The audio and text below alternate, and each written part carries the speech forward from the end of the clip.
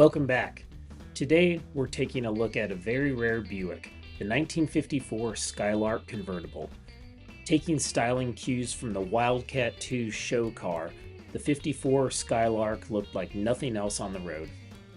1954 was the second model year for Buick's top-of-the-line Skylark. The 1953 model was the most successful of GM's trio of special 1953 convertibles, outselling the Cadillac Eldorado and Oldsmobile 98 Fiesta, thus earning itself a redesign and a second model year.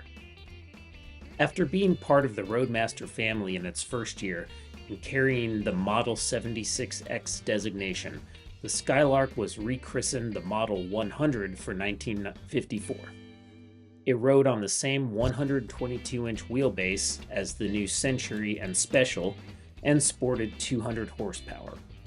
The Skylark was intended to be a sporty car, so it made sense that it rode on the shorter Century Special wheelbase as opposed to the 127-inch wheelbase of the new 1954 Roadmaster.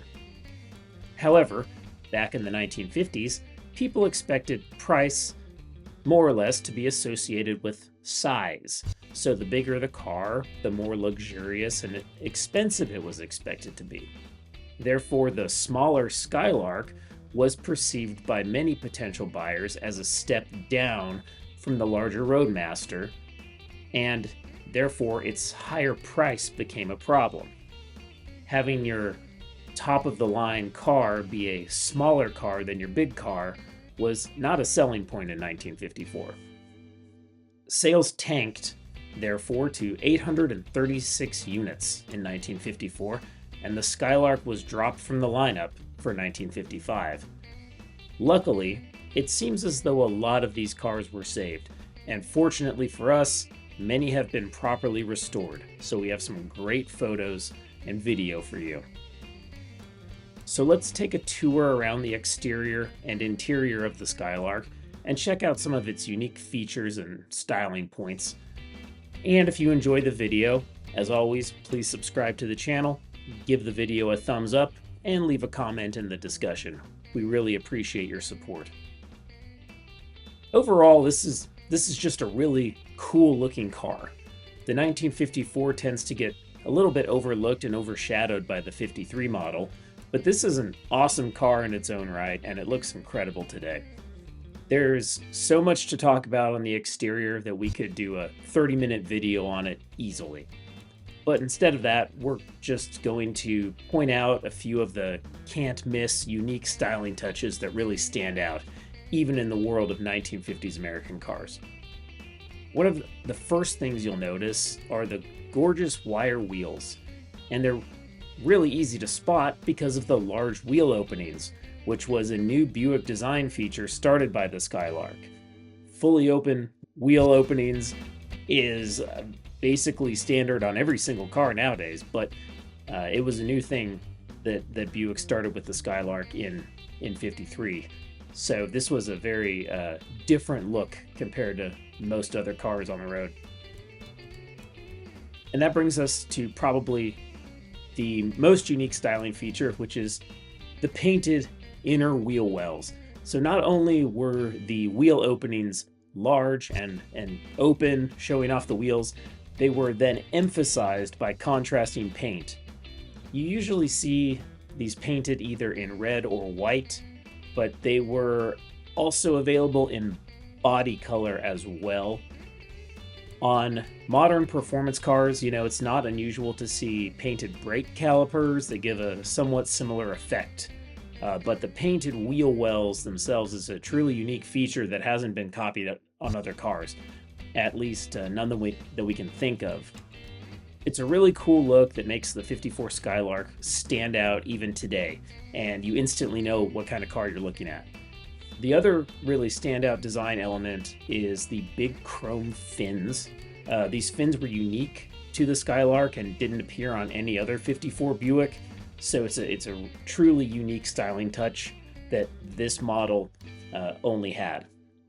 You really don't see other fins like this, the giant tacked on chrome elements, as opposed to fins that are an extension of the body.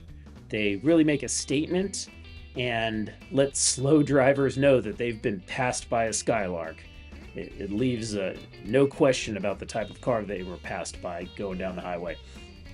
One nice little styling feature also that might get overlooked if you're just glancing at this car is the ornate Skylark emblem that sits on the side of the car just in front of the rear wheels. It is so detailed and carefully designed and crafted. You don't see anything like it on most cars, even cars from this era. The overall attention to detail when it comes to the trim elements on this car is simply next level, and the Skylark emblem really exemplifies that.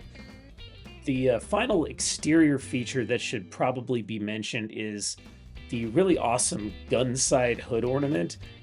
It just looks cool whether you're viewing the car from the outside or you're sitting in the driver's seat going down the road. And it was such a popular styling feature that the hood ornament then was spread across the entire Buick lineup for 1955. So it was a really popular styling element that carried on in future years, even though the Skylark itself did not carry on. And we really love the interior of these cars, so let's talk about the interior. We've been fortunate to have worked on restoring the interiors of more than a handful of these over recent years, and it seems like we're doing more and more of them all the time. The Skylark came fully loaded with power steering, power brakes, four-way power seat, power top, power windows, and a power antenna. It's a lot of power features for 1954, so, as we said, this is the top-of-the-line car, fully loaded, and it really did have everything. In true 1950s fashion, the interior featured all sorts of levers and knobs to control basic functions, such as the heating and the headlights and the wipers. In 1954, we were still a long way off from simple rotary dials or turning the end of a stalk to change your windshield wiper speeds and things like that. So we were a long way from that in the early 50s. Is it overly complex? Maybe, but it looks really cool, gives maybe a slightly aircraft style feel to it, and it's a really neat way to adjust your settings and mess with your heating. There are a few cool features on the interior that are worth pointing out in terms of the design and style. One is the painted strip along the dash. This is typically body colored, bringing the exterior paint color into the interior, but you will also often see it in the same color as the upper door panels, so it creates a single band of color that wraps around the entire interior. It looks really great. This is obviously, a styling feature that's not unique to this car, or even the 1950s. I mean, this type of thing has been done relatively recently as well. I mean, think of the Chrysler PT Cruiser or things like that. But it's a nice design element, and it looks great in the Skylark. The leather was available in 4 color schemes: full leather interior, red, light and medium green, light and medium blue, and black and yellow. Upholstery features a unique waffle pattern embossed design on the seats and on the door panels. Special and Century models also, as we mentioned, were the same size car, and they included a version of this waffle pattern on the door panels as well. But on the Skylark, it was also on the seats and done in leather. Here's a photo of a door panel from a set that we recently completed. You can see the detailed waffle pattern embossing, the stitching, metal and metallic trim, and the famous Buick sweep spear exterior design element is actually replicated in the upper trim of the door panel here, which is a really nice touch. And that's a design element that Buick used on and off for decades, up until even recently. Overall, the interior is a high quality place to be. It looks fantastic, and it's an enjoyable place to spend time and drive down the road. Really fitting for a top-of-the-line model that retailed for nearly $57,000 in today's money as of January 2025. So some final thoughts as we wrap up this look into the 54 Skylark. Despite a price drop from the 53 model of over $500, which equates to nearly $5,000 today. That's a significant price drop, but the 54 Skylark still sold incredibly poorly and would be discontinued after the 54 model year. We mentioned the issue with, being the top priced model despite not being the largest car. It also just in general had a lot of internal competition. Buick had a lot of convertibles for 1954. So for instance, if you were looking for a top-of-the-line convertible, you could choose from the larger Roadmaster, which cost less money, or you could, step up to a Cadillac, or choose the less powerful but larger Buick Super, or those looking for something the same size could save a lot of money by stepping down to the Century, which also had the same 200 horsepower engine as the Skylark, or there was also the less powerful Special. So there were a lot of choices internally within Buick to cannibalize sales from the Skylark. Given all of that, it's therefore not particularly surprising that only 836 units were sold in 1954, and that the Skylark was discontinued for 55, as we mentioned earlier.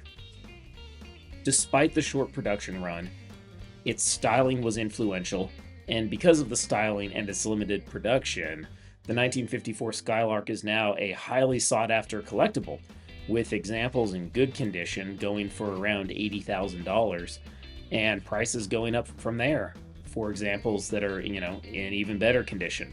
So they're really worth a lot of money, and they're rare, and they look great, and it's just a great example of peak 1950s style. And that's our look at the 1954 Buick Skylark. We hope you enjoyed this quick video. Please subscribe to the channel so that you don't miss more interesting classic car content. Thanks, and we'll see you next time.